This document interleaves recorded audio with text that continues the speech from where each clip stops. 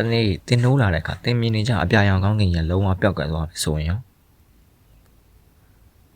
အပြာရောင်ကောင်းကင်ကြီးစားကောင်းကင်ကြီးတစ်ခုလုံးကအနီရောင်ဖြစ်နေမယ်ဆိုရင်ရော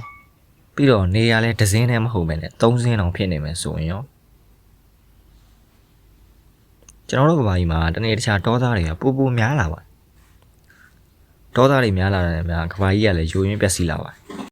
အားကြောင့်သိပ္ပံပညာရှင်တွေကလူသားတွေနေထိုင်လို့ရမယ့်ဂျိုးတွေကိုစတင်ရှာဖွေလာပါတော့တယ်2011ခုနှစ်နိုဝင်ဘာလမှာချီလီနိုင်ငံမှာရှိတဲ့ ESO လို့ခေါ်တဲ့အဖွဲ့ရဲ့အထူးပညာရှင်ဒီယန်အန်ဂလာဒါအစကူဒေးနဲ့သူ့အဖွဲ့က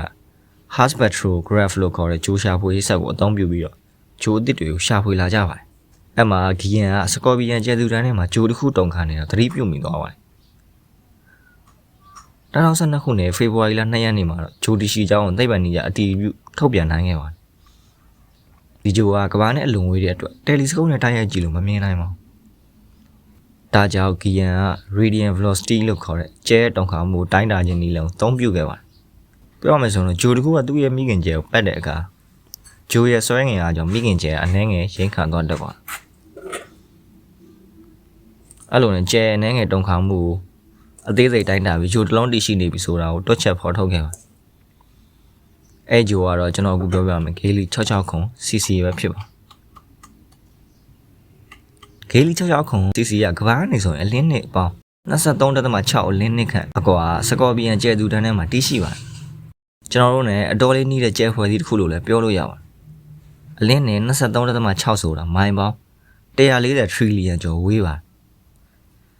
်အလင်းရဲ့အမြန်နှုန်းကတစ်စက္ကန့်ကိုမိုင်ပေါင်း1,86,000 ကျော်ဒါမှမဟုတ်3,000 ကီလိုမီတာရှိပါတယ်ကျွန်တော်တို့ဒီနေ့ခေတ်အာကာသယာဉ်ပတ်ဆိုလာပေါ့ကတနအီကိုမိုင်း4,300,000နှုန်းနဲ့သွားရင်တော့နှစ်ပေါင်း3,700,000 ကျော်ကြာပါလိမ့်မယ်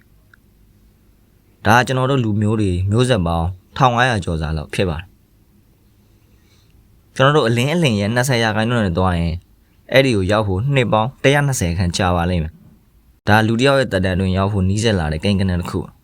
အဲ့ဂျိုက triple star system ထဲမှာရှိပါတယ်ပြောရရင်နေသုံးစင်းစနစ်ပေါ့နေသုံးစင်းစနစ်ဆိုတာကောင်းကင်မှာအဓိကနေစင်းရဲ့နောက်ထပ်နေနဲ့တူတဲ့ကျဲနှစ်စင်းရဲ့အလုံးပေါင်း3စင်းပါ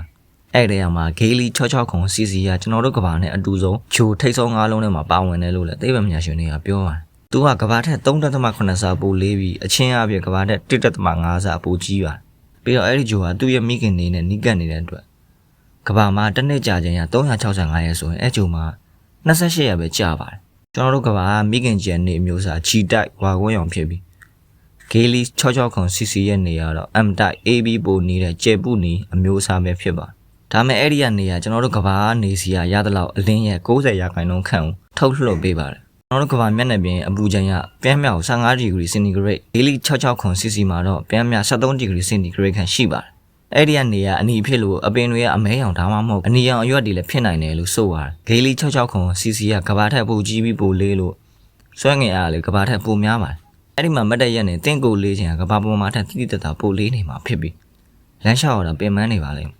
တကယ်လို့အမှတက်ရှိတွေရှိရင်လည်းဂျိုရဲ့ဆွဲငင်အားကြောင့်အရက်ပူပူဗလာတတောက်တွေဖြစ်လိမ့်မယ်လို့သိပ္ပံပညာရှင်တွေကပြောပါတယ်ကဘာမှာနေတစ်စင်းပဲရှိပေမဲ့ဂေလီ660 cc မှာတော့နေ3စင်းရှိပါမိခင်ကျဲကအနီးကပ်ရှိနေပြီးကျန်တဲ့စင်းကတော့အဝေးကနေအလွန်တောက်ပတဲ့ကျဲကြီးနှလုံးဖြစ်မြင်ရမှာဖြစ်ပါဂေလီ660 cc ကသူ့ရဲ့နေကိုအလွန်နီးကပ်ပြီးလဲနေရကြောင့်28ရက်ဆိုရင်တစ်နှစ်ပြည့်သွားပါဒါကြောင့်အဲ့ဒီဂျိုပေါ်မှာဆိုရင်တင်းရကောင်မလေးတလားတခါ anniversary spike တိုက်နေရမှာဖြစ်လို့မရှိကောင်လေးတော့တလားတခါပတ်စံမကုန်လို့တော်တော်လေးဆင်ပြေပါတယ်တနေ့က28ရက်ပဲကြာမြင့်လို့ဂျိုရမျက်နှာတစ်ဖက်ကမိခင်တွေကိုအမြဲတမ်းမျက်နှာမူထားရတဲ့အတွက်တစ်ဖက်ကအမြဲတမ်းပူပြီးနေတစ်ဖက်အမြဲတမ်းအေးပြီးတော့ညဖြစ်နေမှာတိတ်ပံမြရှင်တွေကတော့နေနဲ့ညစုံတဲ့နေရာစီးစာနယ်မြေလို့ခေါ်တဲ့နေရာမှာလူသားတွေနေထိုင်လို့ရတယ်လို့ပြောပါတယ်။ theory ရတော့ဒီဂျိုကလူသားတွေနေထိုင်မှုအကောင်းဆုံးထဲမှာပါဝင်ပါတယ်။ဒါပေမဲ့ပြဿနာတစ်ခုရှိရဗျ။သူ့ရဲ့နေရာကျယ်နီပုအမျိုးအစားဖြစ်တဲ့အတွက်အခါတရံအားပြင်းတဲ့ရောင်ကြီးထုတ်လွှတ်တတ်ပါတယ်။ဒါကြောင့်ဂျိုမှာခိုင်မာတဲ့လေထုအလွှာနဲ့တန်လိုက်ဆောက်ခွင့်မရှိလူသားတွေအတွက်လည်းအန္တရာယ်ရှိနိုင်ပါတယ်။အဲ့ဂျိုမှာနေထိုင်မှုဆိုရင်လိုအပ်မဲ့အခြေခံပစ္စည်းတွေအောက်ဆီဂျင်ထုတ်လုပ်တဲ့ဆက်ရေကိုအထက်ပြန်သုံးနိုင်မယ့်စနစ်အပြင်ထွက်ရင်ဝစ်စင်ရမယ်ဖီးယားတိုင်းဝစ်စုံနဲ့စွမ်းရည်ရရှိဖို့အတွက်ခိုင်မာတဲ့လျှက်စစ်ထုတ်စနစ်တွေလိုအပ်ပါတယ်ဒီလိုပြင်ဆင်မှုတွေကလက်ရှိမှာတော့စိတ်ကူးရင်လို့ဖြစ်နေပေမဲ့တိတ်မမြရှင်တွေကတော့အင်္ဂါဂျိုပေါ်မှာအခြေချဖို့စူးစမ်းရင်ဒီနည်းပညာတွေကိုစတင်ဆန့်တက်နေကြပါတယ်နောက်တစ်ချိန်ကဘာကြီးပြတ်ခဲ့ရင်တင်ရောနေ့ဘက်ဆုံးလားညဘက်ဆုံးလား